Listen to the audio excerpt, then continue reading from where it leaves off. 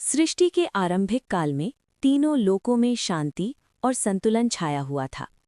देवता अपने स्वर्गिक कर्तव्यों में मग्न थे, ऋषि मुनि तप में लीन थे और मनुष्य धर्म के पथ पर चल रहे थे।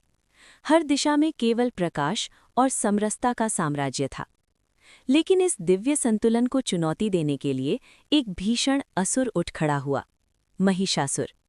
असीम शक्ति प्राप्त करने की लालसा में उसने तीव्र तपस्या आरंभ कर दी। उसका तप इतना भयंकर था कि देवता भी थर्रा उठे। उसके अद्भुत तप से प्रसन्न होकर भगवान ब्रह्मा उसके सामने प्रकट हुए। महिषासुर ने गर्व से कहा, हे प्रभु, मुझे ऐसा वरदान दो कि ना कोई देवता ना कोई मनुष्य मुझे मार सके। ब्रह्मा ने वरदान दे दिया और यहीं से अराजकता और विनाश की शुरुआत हुई। वर प्राप्त होते ही महिषासुर का अहंकार आसमान छूने लगा। वो असुरों की विशाल सेना का अधिपति बन गया। उसकी शक्ति और क्रूरता हर पल बढ़ती गई और अब कोई भी उसे रोकने में असमर्थ था। महिषासुर ने धीरे धीरे तीनों लोक, पृथ्वी, आकाश और स्वर्ग पर हमला कर दिया। देवताओं को अपनी जगह छोड़ भागना पड़ा। स्वर्ग से इंद्र का सिंहासन छिन गया। चारों ओर भय और अंधकार फैल गया। पराजित देवता एकत्र हुए। इंद्र, अग्नि, सूर्य, वायु सभी ने एक साथ प्रार्थना की, हे ब्रह्मादेव, कृपा कर हमें इस अत्याचारी से मुक्ति दिलाइए। लेकिन ब्रह्मा जानते थे, महिषासुर अब किसी देव या मनुष्य के वश में नहीं।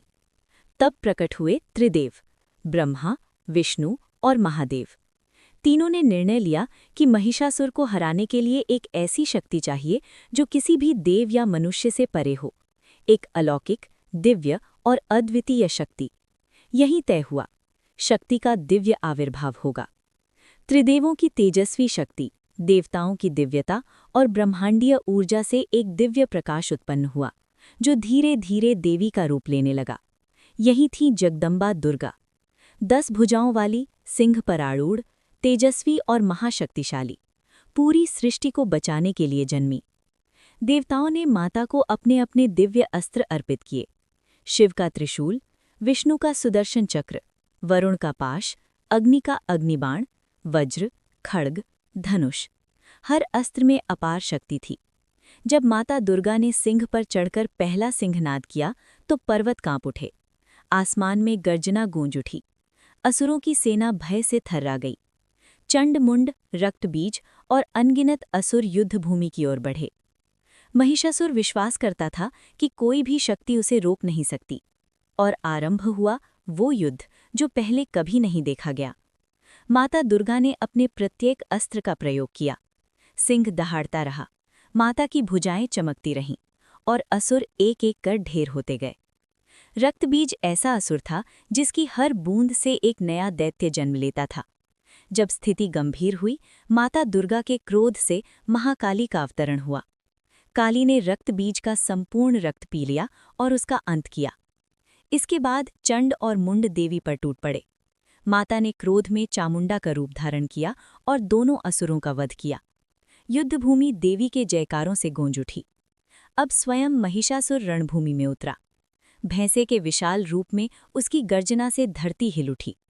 वो पर्वतों को तोड़ता, सेनाओं को रौंदता, माता दुर्गा के सामने खड़ा हुआ।